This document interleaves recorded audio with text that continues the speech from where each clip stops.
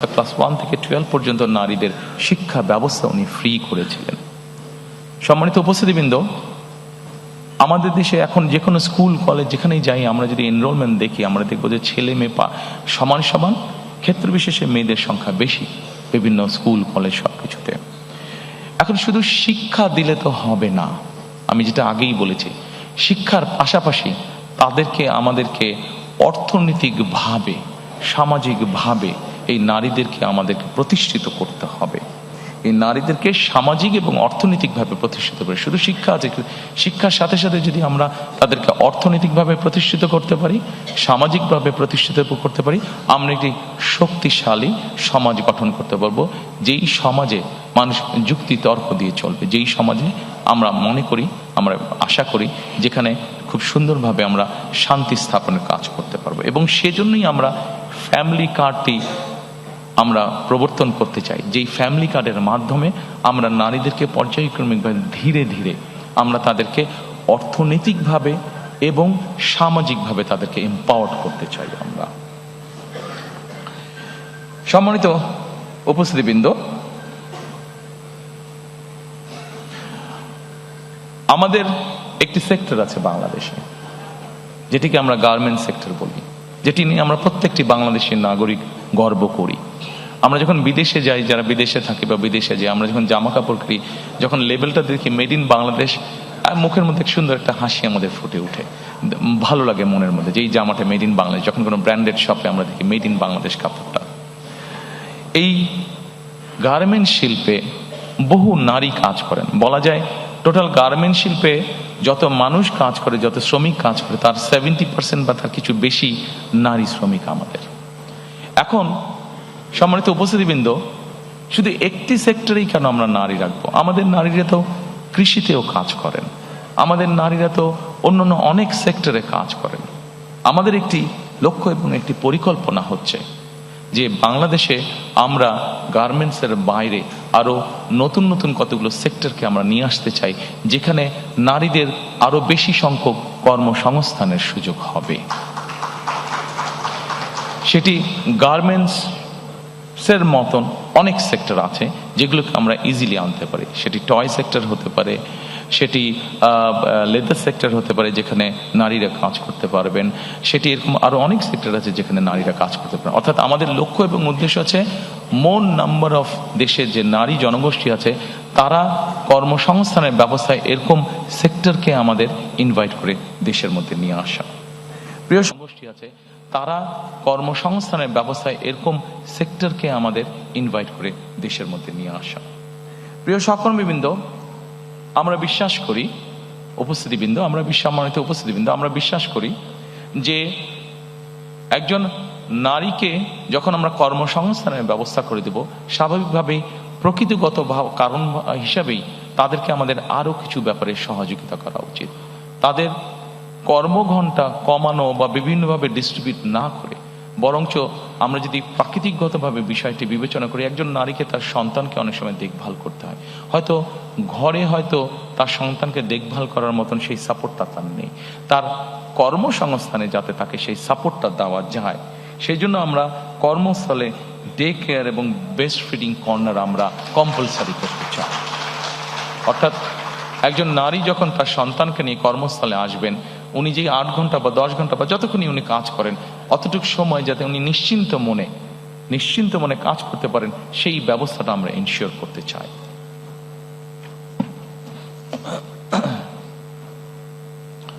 সম্মানিত উপস্থিতিবৃন্দ, আমি মনে হয় আপনাদের বিরক্তির উদ্রেক হচ্ছি না, আমি চেষ্টা করছি সংক্ষেপে রাখার জন্য আমার আলোচনাটা, উপস্থাপনাটা। আমি হয়তো ঠিক রেগুলার নর্মালি আপনারা যেভাবে দেখে অভ্যস্ত ম্যানিফেস্টো উপস্থাপন, আমি ঠিক ওভাবে যাচ্ছি না। নর্মালি সাধারণত লাইন বাই লাইন আমাদের নেতৃবৃন্দরা পড়ে যান। আমি যতটুকু বিশ্বাস করি, যতটুকু বুঝি, যতটুকু জানি, যে জিনিসগুলো আমি বিশ্বাস করি আপনাদের সামনে আমি সেই জিনিসগুলো উপস্থাপনের চেষ্টা করছি। অবশ্যই এর অর্থ এই নয় যে বাকি জিনিসগুলোর সাথে আমি একমত নেই, অবশ্যই বাকি জিনিসগুলোর সাথে আমি একমত। আমার পার্টির নেতৃবৃন্দ, আমাদের এক্সপার্টসরা মিলে সব কিছু তৈরি করেছেন, সবগুলোর সাথে আমি একমত যে এই সবগুলোই কাজ আমরা পর্যায়ক্রমিকভাবে ইনশাল্লাহ করব। তবে এখানে যেই বিষয়গুলো আমার কাছে বেশি ভালো লেগেছে বা বেশি পছন্দ, সেই বিষয়গুলো আপনাদের সামনে আমি সংক্ষেপে উপস্থাপন করছি। সম্মানিত উপস্থিতবৃন্দ, আসুন এরপরে কৃষি এবং খাদ্য। কৃষির ব্যাপারে কৃষক কার্ড নিয়ে আমি আপনাদেরকে কিছুটা বলেছি। এই কৃষক কার্ড আমরা বিশ্বাস করি কৃষি এবং কৃষককে একটা খুব স্ট্রং সাপোর্ট দিবে, যেটি লং রানে আমাদের কৃষি এবং কৃষককে গড়ে তুলতে আমাদের জন্য, দেশের জন্য একটা ভালো হবে। আমরা এর মধ্যে একটি সিদ্ধান্ত গ্রহণ করেছি। আমরা সিদ্ধান্ত গ্রহণ করেছি যেটি আমরা 91 সালেও কাজটি করেছিলেন দেশনেত্রী খালেদা জিয়া যখন উনি সরকার গঠন করেন।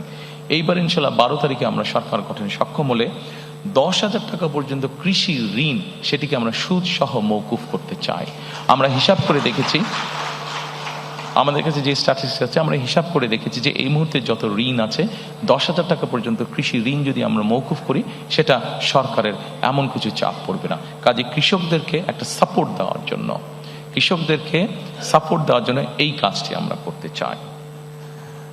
সম্মানিত উপস্থিতিবৃন্দ, আমরা একটি কাজ শুরু করতে চাই। এই কাজটি পরিবেশের সাথে সম্পর্কিত, এই কাজটি কৃষির সাথে সম্পর্কিত, এই কাজটি প্রকৃতির অনেক কিছুর সাথে সম্পর্কিত। সেটা হচ্ছে খাল খনন কর্মসূচি আমরা শুরু করতে চাই।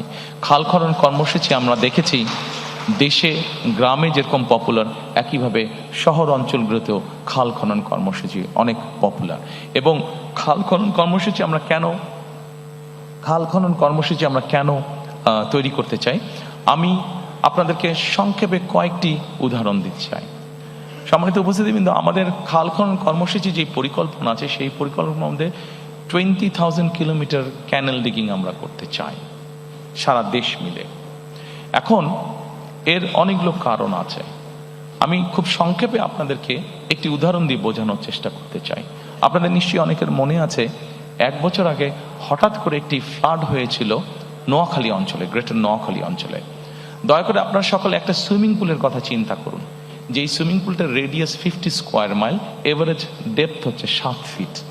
আমরা যদি এরকম একটা সুইমিং পুল চিন্তা করি, সেই নোয়াখালী অঞ্চলে যে বন্যাটা হয়েছিল, আমরা যদি পুরোটাকে এরকম একটা সুইমিং পুল চিন্তা করি, তাহলে চিন্তা করে দেখবেন ওই পানি যেটা হয়েছিল সেটা কিন্তু 15 দিন পরে চলে গিয়েছিল। কিন্তু আমরা যদি একটা 50 স্কোয়ার মাইলের একটা সুইমিং পুল, যেটার এভারেজ ডেপথ হচ্ছে 7 ফিট, আমরা যদি এই পরিমাণ পানিকে, যে পানিটি আমাদের কাছে থাকবে যতক্ষণ আমাদের প্রয়োজন, 7-15 দিনে চলে যাবে না। যদি আমরা এই পানিটিকে ধরে রাখতে চাই, ধরে রাখার ব্যবস্থা করতে চাই, তাহলে আমাদেরকে অবশ্যই খাল খনন করতে হবে। প্রিয় উপস্থিতিবৃন্দ, খাল খনন আমাদেরকে আরেকটি কারণে করতে হবে। আমরা বাংলাদেশের যে কোনো জায়গায় যাই না কেন, এখন নলকূপের জন্য বোরিং করি না কেন, আমাদেরকে অনেক ভেতরে যেতে হয়। অর্থাৎ সারফেস ওয়াটার এত পরিমাণ আমরা ব্যবহার করেছি যে এখন আন্ডারগ্রাউন্ড ওয়াটারও ব্যবহার করতে করতে আমাদের ওয়াটার লেভেল অনেক নিচে চলে গিয়েছে। আমরা যদি এই ওয়াটারটাকে রিচার্জ না করি, তাহলে আমাদেরকে আগামী কয়েক বছর পরে ভীষণ বিপদে পড়তে হবে। খাল খনন হচ্ছে এটির অন্যতম আরেকটি কারণ। আমাদের একটি প্রবলেম আছে, আর্সেনিক প্রবলেম। বাংলাদেশের বিভিন্ন অঞ্চলে আর্সেনিক প্রবলেম আছে। আপনি যত আন্ডারগ্রাউন্ড ওয়াটার টেনে তুলবেন, আর্সেনিক আস্তে আস্তে উপরে আসতে শুরু করবে। আপনি যত ওয়াটার রিচার্জ করবেন, আস্তে আস্তে আর্সেনিকটা ডাইলিউট হতে লাগবে, নিচে চলে যেতে লাগবে। কাজেই বিভিন্ন বিষয়ে যদি আমরা বিবেচনা করি, সম্মানিত উপস্থিতিবৃন্দ, আপনারা নিশ্চয়ই লক্ষ্য করেন অনেক সময় যখন ঢাকা থেকে একটু বাইরে টেরে যান, আপনারা বাই রোড যান, আপনারা খেয়াল করে দেখবেন রাস্তার দুই ধারে কম বেশি যেই গাছগুলো থাকে, দেখবেন গাছগুলো কেমন যেন নেতিয়ে পড়েছে। এই নেতিয়ে পড়ার আরেকটা কারণ হচ্ছে ওই এলাকায় যে আন্ডারগ্রাউন্ড ওয়াটার লেভেল আছে এত নিচে চলে গিয়েছে যে গাছগুলো তার শিকড় আর নিচে পাঠাতে পারে না, এত নিচে চলে গিয়েছে। কাজে আমাদের এই প্রকৃতিকেও যদি আমাদের ঠিক করতে হয়, ধীরে ধীরে যদি আবার একটা স্বাভাবিক পরিস্থিতি ফিরিয়ে আনতে হয়, তাহলে আমাদের ক্যানেল ডিগিং করা অত্যন্ত প্রয়োজন। আমাদের পরিকল্পনার মধ্যে একটি রয়েছে বরেন্দ্র প্রকল্প পুনর্চালুকরণ করা। এই বরেন্দ্র প্রকল্প সম্পর্কে আপনাদের অনেকেরই ধারণা আছে। এটি রাজশাহী, চাঁপাইনবাবগঞ্জ, রাজশাহী ওইদিকে শুরু হয়েছিল এবং এটির বিস্তার মোটামুটি ঠাকুরগাঁ পঞ্চগড় পর্যন্ত। এই বরেন্দ্র প্রকল্প চালু করার পরে আমাদের পুরো উত্তরাঞ্চলের কৃষির উৎপাদন একদম পাল্টে গিয়েছিল। এই প্রকল্পটি মোটামুটিভাবে এখন অলমোস্ট মৃত পায়। আমরা চাই এই প্রকল্পটিকে আবার চালু করার জন্য। সম্মানিত উপস্থিতিবৃন্দ, আমাদের এই কৃষি এবং খাদ্যের মধ্যে আপনি যদি খেয়াল করেন, ডান দিকে একটি আছে জলবায়ু ঝুঁকি মোকাবেলা। জলবায়ু ঝুঁকি মোকাবেলা আমরা সিদ্ধান্ত গ্রহণ করেছি আমরা পরিকল্পনা গ্রহণ করেছি যে এই ঝুঁকিটা আমাদের জন্য অত্যন্ত রিস্কি একটা ঝুঁকি।